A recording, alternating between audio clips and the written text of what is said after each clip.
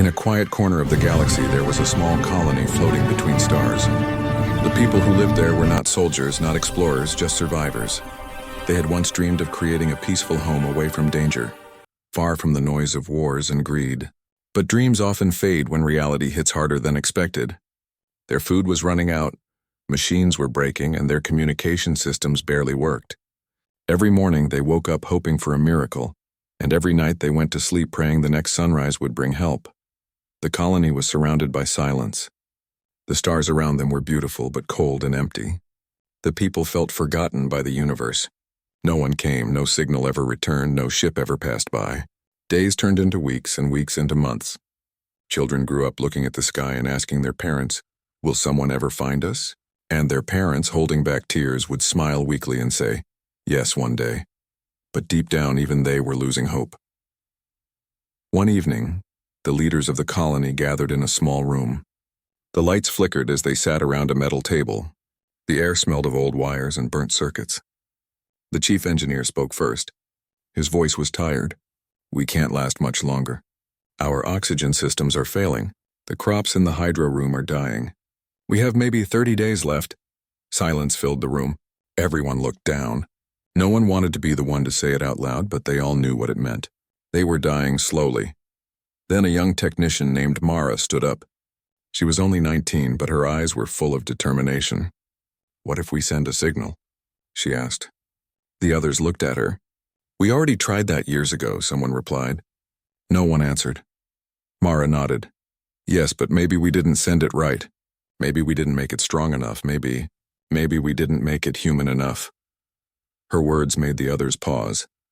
For hours, they worked together, trying to rebuild the old transmitter. It was broken, rusted, and full of dust, but it was all they had. They cleaned wires, replaced broken parts with whatever they could find, and tested the system again and again. Mara stayed awake all night, typing the message that she believed might reach anyone out there. Her hands trembled as she wrote, "This is the Nova colony. We are stranded. Our systems are failing. Our people are dying. Please, if you can hear this, we need help." She hesitated, then added one more line. "We don't want war or power. We only want to live." When morning came, they sent the signal. A soft humming sound filled the air as the message left their station and traveled into the endless dark. The people of Nova Colony gathered together, staring up at the black sky, their faces lit by the pale glow of the transmission lights. Some whispered prayers, others cried silently. They all knew the truth. It might never reach anyone. But it was something, a whisper of life into the cold silence. Days passed. The signal kept repeating itself every hour. Life on the colony continued weak and quiet. The food supply was shrinking. The children were thinner now, their laughter fading. Mara would often go to the communication deck, sit beside the transmitter, and listen. She imagined her words flying through the stars, past unknown worlds, past light years of darkness. She hoped that somewhere someone was listening. On Earth, the message arrived one early morning. A small space research station detected a faint signal. At first, the scientists thought it was just background noise. But when they cleaned the data, the words became clear. "This is the Nova Colony. We are stranded." The room fell silent. The people looked at each other. It wasn't an alien language. It was human. Within hours, the signal spread across the network. Scientists, governments, and civilians all over the world heard it. People watched the recording on their screens. A trembling voice, weak but brave, asking for help. It reminded humanity of something they had almost forgotten, the feeling of being lost and still hoping. Back on the colony, days felt longer. They had sent the message and were waiting for a miracle, but no answer came. Mara kept a small diary where she wrote, "Maybe they heard us. Maybe it just takes time. Maybe someone is preparing to come." But every day without a reply made her faith weaker. The colony's leader, Captain Darren, often walked among the people, trying to keep them calm.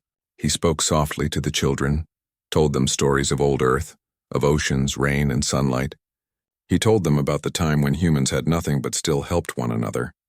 "If someone hears us," he said, "they will come." But when he was alone, even he looked at the sky and wondered if anyone truly cared anymore. One night, as storms of cosmic dust swept across the colony, Mara stood outside, looking up.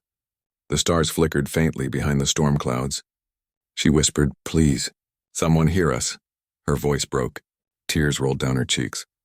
She had done everything she could, and now all she could do was wait. On Earth, something extraordinary was happening. The message had touched the hearts of millions.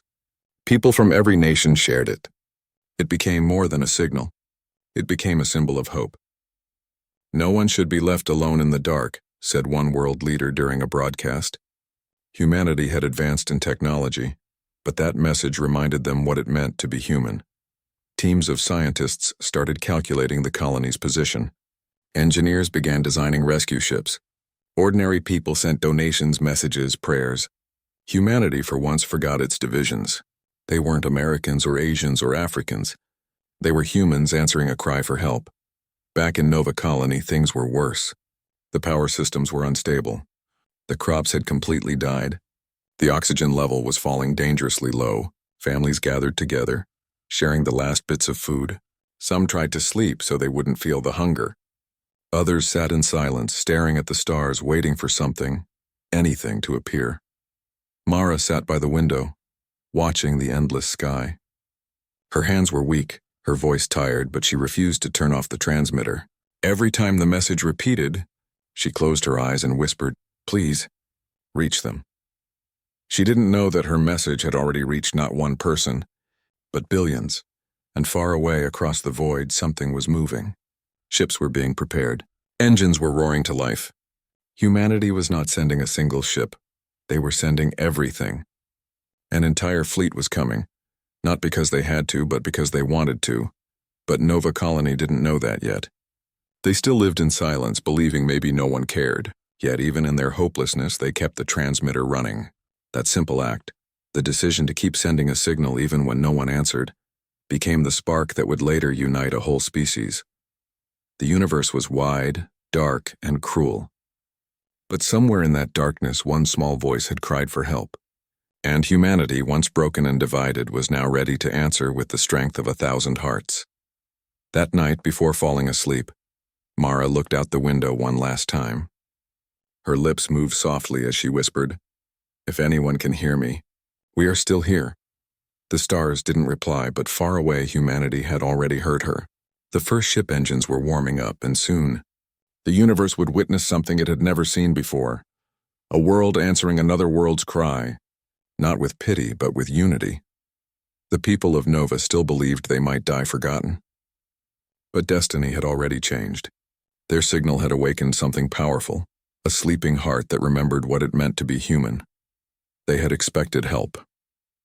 What they were about to receive was far greater. On Earth, the message from Nova Colony echoed across the world. It started as a faint signal, almost lost in the background noise of the universe, but soon it spread like wildfire.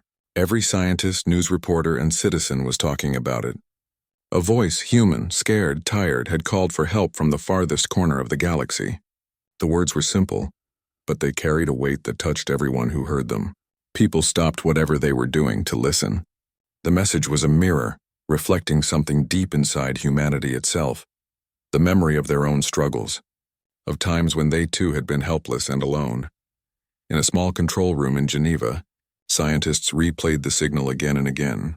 The static buzzed, the voice trembled, and yet there was something powerful in its weakness. "This is the Nova Colony. We are stranded. Please, if you can hear this, we need help." Each word felt like a knife twisting in the heart. It was not just about one colony anymore. It was about what it meant to be human. Humanity had gone through dark times before, wars, hunger, pandemics, disasters. But they had survived by standing together. And now, hearing this message, the world was reminded of that truth again. At first, the governments didn't know how to respond. Some called emergency meetings, others argued about budgets, risks, and priorities. "It's too far," one minister said. "We can't waste resources on something so uncertain," said another. But there were others, people with compassion still alive in their hearts, who said, "If we don't help them, what are we? Machines, numbers? Where is our humanity?" The debate continued for days, but outside those government walls, the people had already made their decision. The internet exploded with messages of support. Artists painted murals of hope. Students shared quotes like, "No one deserves to be left behind in the dark." For the first time in decades, humanity united not because of fear, but because of empathy. Old enemies started to talk, nations began to cooperate, and scientists from rival countries worked side by side.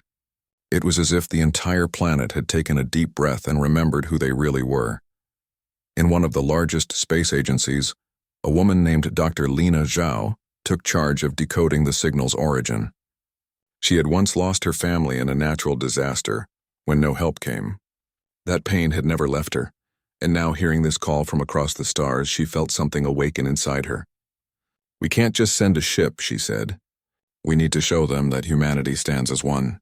Her words spread through the team like fire. Soon plans were made not for a single rescue craft but for an entire fleet. Engineers started working day and night. Factories were converted to build new engines, new armor, and new medical units. Scientists tested faster communication systems and improved energy reactors. Pilots volunteered even before the governments gave approval. Everyone wanted to be a part of it. They didn't see it as a mission, they saw it as redemption.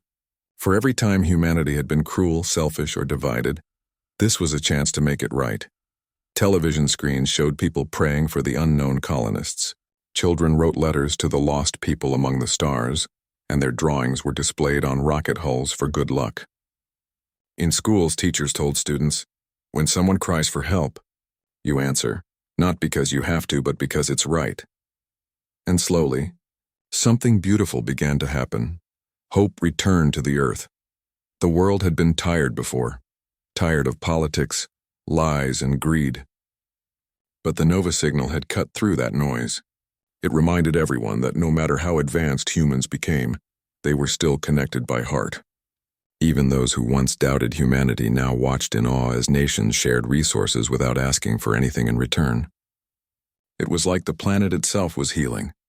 Dr. Lina Zhao stood on the launch platform weeks later, watching the first ships being prepared. Each ship carried food, medical aid, engineers, and defense systems. They were not just machines, they were promises made real. On the side of one large vessel were painted the words, "For those who still believe." Meanwhile, news stations around the world broadcasted live updates. The Humanity Armada, one anchor called it, the greatest rescue mission in history. People cheered, cried, and prayed as the ships were lined up in formation. The fleet represented not a single country or flag, it represented everyone.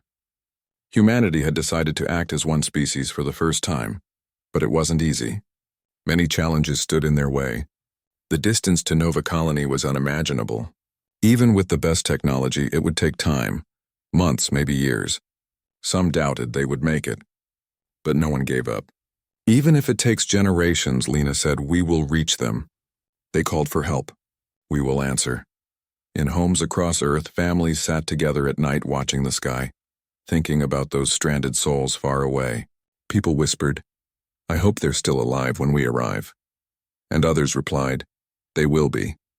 Hope keeps people alive. In a small town, an old man who had once been a soldier watched the launch news. His eyes filled with tears.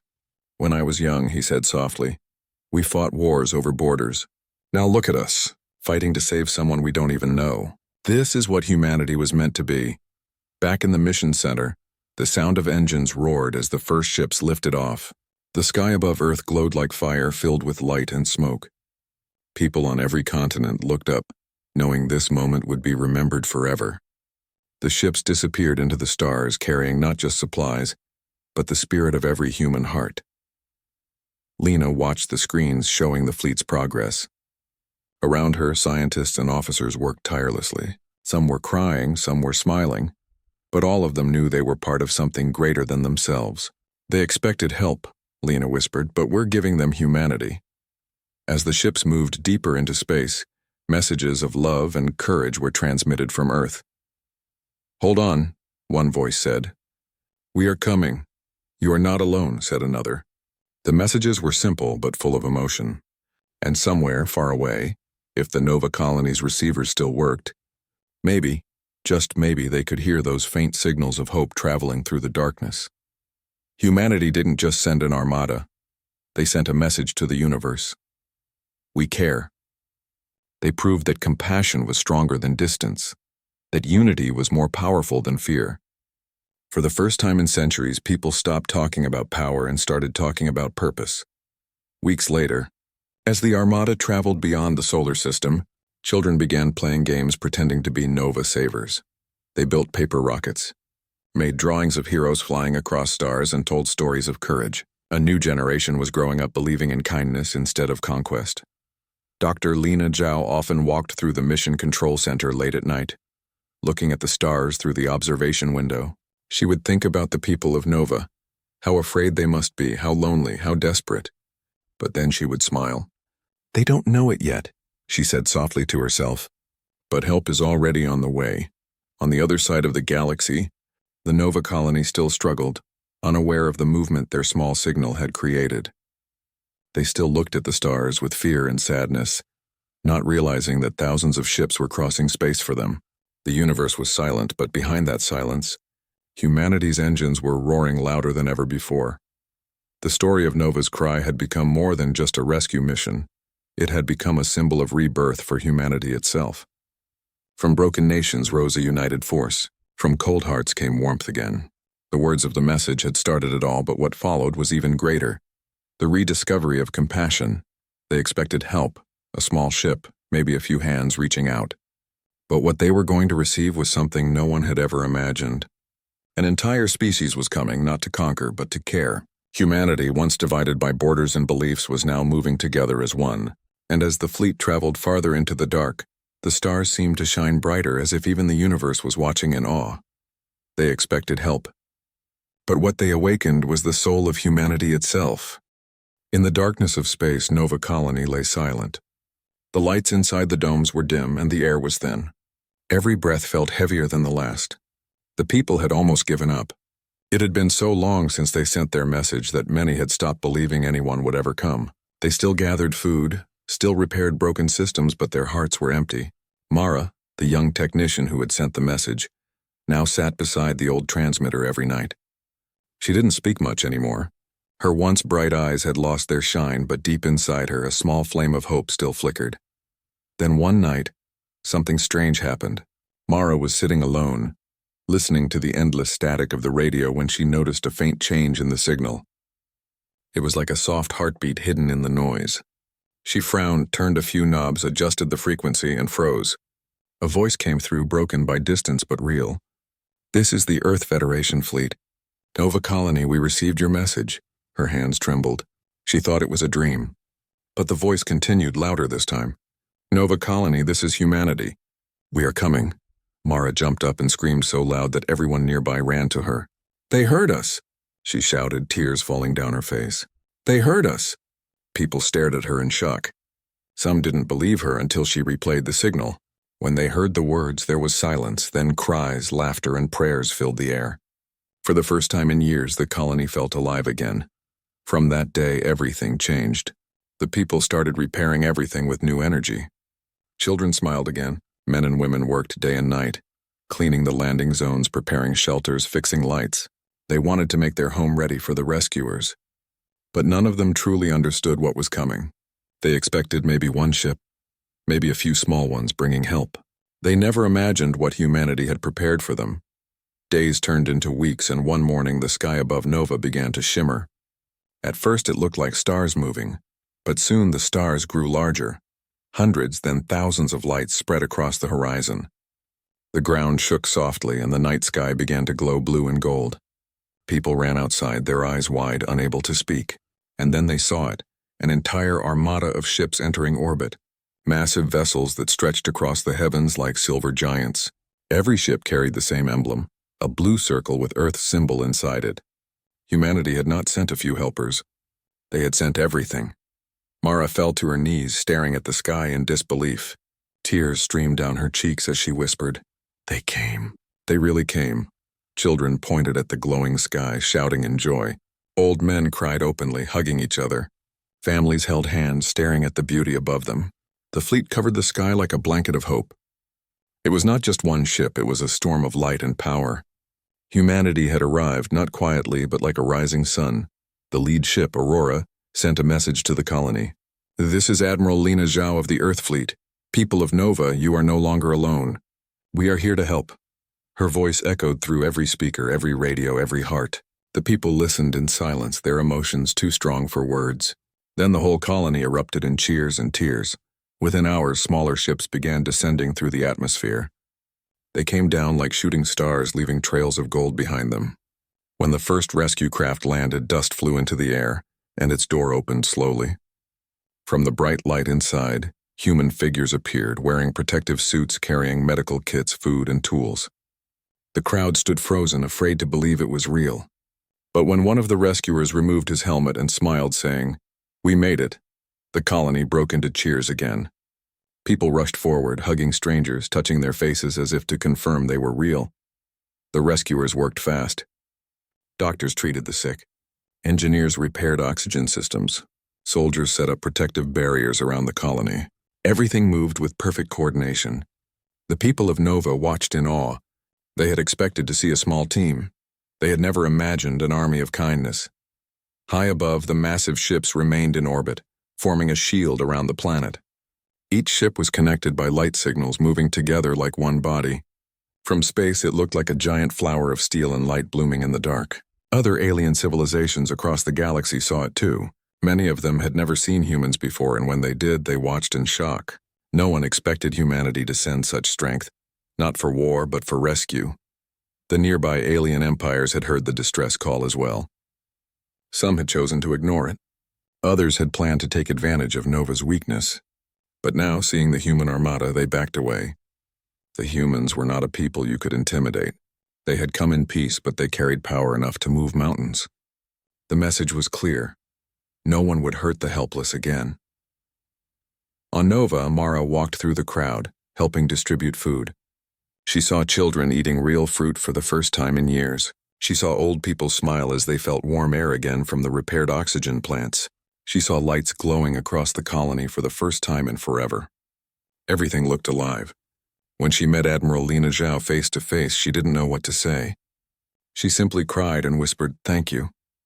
Lena smiled softly and replied, "No need to thank us. We only answered the call of our own family." That night, the sky above Nova shone brighter than ever. The entire Armada stayed above the planet like a shield. People lay on rooftops watching the glowing ships. The air was filled with music and laughter. For so long they had lived in fear. Now they were surrounded by light. Admiral Lena walked through the camp and spoke to her officers. "Let them rest," she said. "They have suffered enough." Her voice was calm but filled with pride. Today, humanity proved something greater than strength. We proved compassion can travel farther than light. Even the youngest children could feel it. The world had changed. Humanity had become something greater than they ever imagined. They were not conquerors or explorers anymore. They were protectors. But far away in the shadows of another star system, others were watching. Races that had once seen humans as weak or emotional now looked upon this sight with respect and fear. They whispered among themselves. They came for one colony with an entire armada. What will they do for their own world? It was the day the universe realized the true nature of mankind, not monsters, not machines, but beings who would cross galaxies for one cry of help. In the following days, the humans rebuilt everything faster than anyone thought possible. They brought new technology, clean water, and medicine. They taught the colonists how to maintain systems and defend themselves. The Nova people worked beside them, not as victims but as partners. It was not just a rescue, it was a rebirth. At night, Mara stood on a cliff overlooking the colony. The wind brushed her face as she watched the fleet above. She whispered softly, "We called for help, and they brought the whole world." Behind her, a group of children laughed and played, their voices echoing across the valley. The world that was once silent was now full of life again. In space, the Armada continued to shine. To outsiders, it looked like a wall of steel and energy, but to the humans below, it was a wall of love, a symbol that said, "You are not forgotten." When Admiral Lena looked out from her command ship, she smiled. "They expected help," she said quietly to her crew, "but we gave them humanity." The officers around her nodded. None of them felt like heroes. They just felt proud to be human. As the Nova colony slowly healed, the bond between them and Earth grew stronger. People exchanged stories, songs, and dreams. Humanity had shown not only its strength but its heart. They proved that compassion was the most powerful weapon of all. And as the days passed, the message that started it all continued to echo across the galaxy, carried by the stars. This is the Nova colony. "We are not alone anymore." The galaxy listened. Some were amazed, some were afraid. But all of them understood one thing: the universe would never be the same again. For when humans heard a cry for help, they didn't send one ship. They sent their entire armada. And with that, they changed the meaning of humanity forever. When the message from Earth arrived at the Galactic Council, no one believed it at first. The humans had accepted the call for help from the planet Zeran, a distant colony under brutal invasion by the Vorax. The Council expected Earth to send a few ships, maybe some supplies, maybe even a diplomatic message. But instead, something unexpected began to happen. The humans didn't just prepare to help. They prepared for war, a war that wasn't theirs to fight. Within days, the entire human armada started to move. Massive carriers, battleships, and escort fleets lit up the darkness of space like a storm of stars being born. The council members who watched this from afar couldn't understand why. Humanity had no treaty binding them, no promise to defend Zeran. Yet they were coming. All of them. Back on Zeran, the ground trembled under the sound of destruction. The Vorax were not slowing down. They destroyed cities, burned fields, and enslaved anyone who survived. Commander Tarek, the last surviving officer of the Zeran Defense Force, was losing hope. His people had already lost more than half of their population. He sat in the ruined control room of the central fortress, staring at the flickering communication screen that still showed the words, "Message sent, awaiting response." He whispered to himself, "Maybe they will come. Maybe someone will help." Days passed, and the sky above Zeran grew darker with the thick smoke of burning cities. The Vorax ships moved like giant black clouds, releasing endless waves of soldiers. Then one day, everything changed. The scanners picked up something unusual, a signal from deep space approaching fast. It wasn't the Vorax. The readings showed hundreds of ships, all marked with the same emblem, the crest of Earth. Humanity had arrived.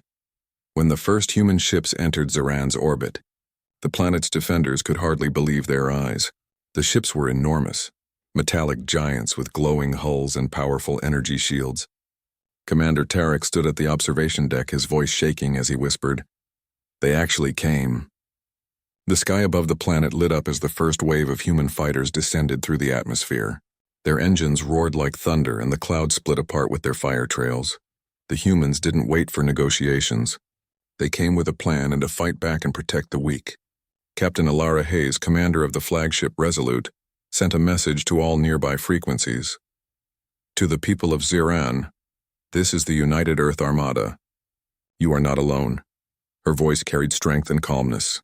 To those listening on the ground, it sounded like hope. The first clash between the humans and the Vorax was nothing short of terrifying. The Vorax ships tried to intercept, but the human fleet moved like a coordinated storm. Missiles streaked across space. Energy blasts tore through the darkness, and explosions painted the void in orange and blue. The human pilots fought with fury, but also with precision. They weren't fighting to destroy. They were fighting to protect. On the ground, human drop pods began to land near the remaining Zeran strongholds. Armored soldiers emerged, their weapons blazing.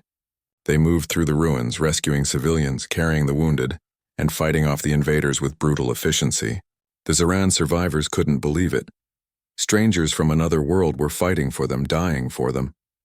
It was something they had never seen before. Commander Tarek met Captain Hayes for the first time in a half-collapsed fortress. She was tall, calm, her uniform dusty from battle. Tarek looked at her, confused and emotional. "Why are you here? Why risk everything for us?" She smiled faintly and replied, "Because we know what it means to be desperate. Once, long ago, we called for help too, and no one came. We won't let that happen to someone else." Those words spread like fire across the communication channels. The Zeran people began to believe again. They started to rebuild defensive lines, inspired by the humans' courage. Together, they launched counterattacks, pushing the Vorax back from several captured cities. For the first time in months, the people of Zeran saw their flag flying again. But victory didn't come without pain. The human armada suffered losses. Ships were destroyed, soldiers were killed, and the space above Zeran became a graveyard of metal and fire. Yet no one retreated. Captain Hayes refused to give up. When one of her lieutenants suggested withdrawing, she said firmly, "If we leave now, their hope dies with us. Hold the line." The final battle began 3 days later. The Vorax launched their largest assault. Hundreds of ships swarming toward the planet. The sky was filled with chaos. The ground rumbled as orbital strikes lit up the horizon, but then something extraordinary happened. Every human ship, from the smallest fighter to the massive carriers, formed a single line of defense above the planet. They blocked the enemy's path, creating a shield of fire. The battle lasted for hours. The noise of explosions echoed even on the planet's surface. But the humans held on. They fought with a strength that the galaxy had never seen before. It wasn't just their weapons, it was their unity, their unbreakable will to protect life. Even as ships burned and fell, they refused to abandon the fight. When the last Vorex battleship was finally destroyed, silence filled the comms. The humans had done it. The sky cleared slowly, revealing stars again. Below, the people of Zaran cried and cheered. Commander Tarek looked up, tears in his eyes, and whispered, "They didn't send aid, they sent their hearts." After the war, Captain Hayes walked through the ruins of the Zaran capital. Children ran toward her, thanking her, touching her armor like she was a legend. She smiled, but her eyes were tired. "This is what humanity truly is," she said softly.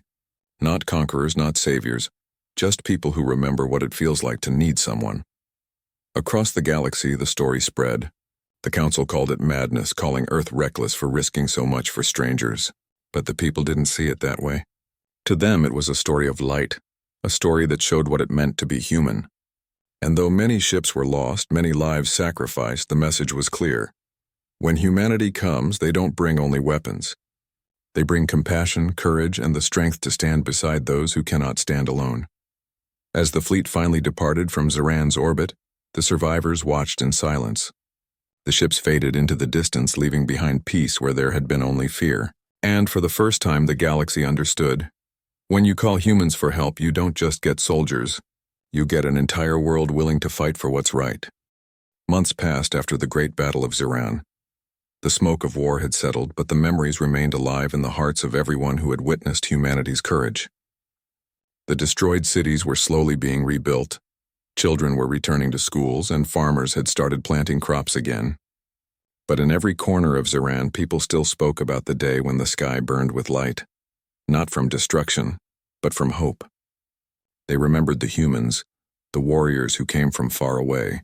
Not for reward, not for glory, but for something deeper, to protect life. Captain Alara Hayes sat inside her ship, resolute, looking out through the glass wall at the stars. The ship was damaged, covered in repair patches, but it still stood strong, just like her people. The crew had suffered great losses. Many names were gone from the command list. Every night she read those names in silence. They had fought for strangers, and yet they had done it with pride. She closed her eyes and whispered, "You didn't die for nothing." Down on Zaran, Commander Tarek walked through the ruins of what was once the council hall. With the help of human engineers, they were rebuilding it, stone by stone. He remembered the first day he met Captain Hayes, when he could barely believe that humans had come. Now he couldn't imagine their lives without them. Humanity had changed everything. They didn't just save the planet. They changed how the galaxy saw compassion, bravery, and unity. One morning, the humans began preparing to leave. The Armada had to return to Earth. The repairs were complete, the supplies loaded, and the soldiers ready. But the departure wasn't easy. Crowds gathered near the launch sites to say goodbye.